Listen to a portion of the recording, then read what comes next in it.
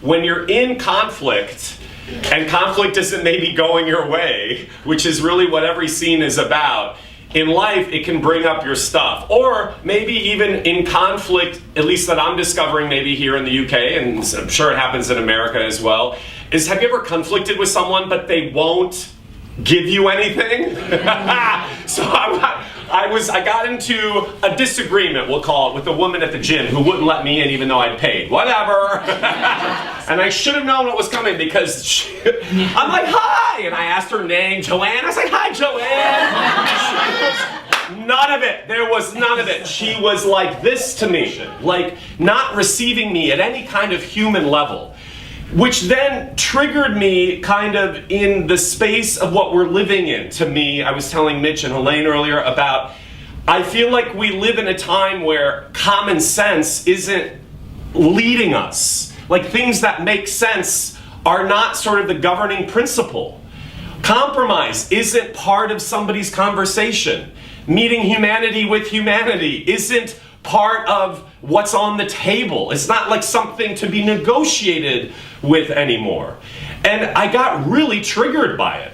But I left that experience. I didn't get to go to the gym. It was fine. I walked out. I told her she was not very nice. That was it. And then, but walking home, I was in a lot of turmoil about it. And then I started to feel bad that I felt a lot of rage. And I was like, there's no reason for me to feel bad about feeling rage. We should feel rage about, well, first of all, we're human beings. It's okay as long as we have insight about how we get triggered. And how sometimes there are things worth fighting for. I didn't raise my voice, it wasn't anything like that, but we definitely were in disagreement about something.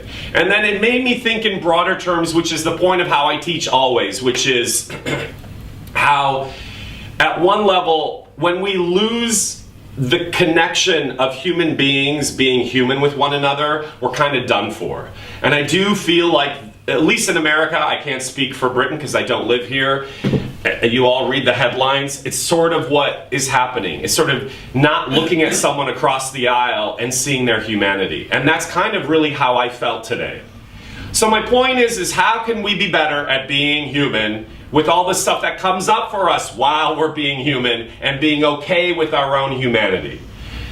That's the lesson. And that's all acting is. That's all we're trying to do every week is be more okay with the things that come up that are put us in tight spaces and corners of ourselves where we have judgment and shame and guilt and weirdness and fear and anxiety, and know that that's normal, and know that it's okay, know that you don't have to shame yourself more for being triggered or having a reaction.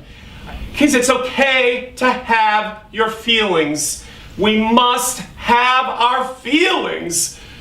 If we don't have our feelings, the entire world will become robotic, which is part of what the experience was today for me. It doesn't feel good. Okay, this is a very human place we're at. Just always a reminder.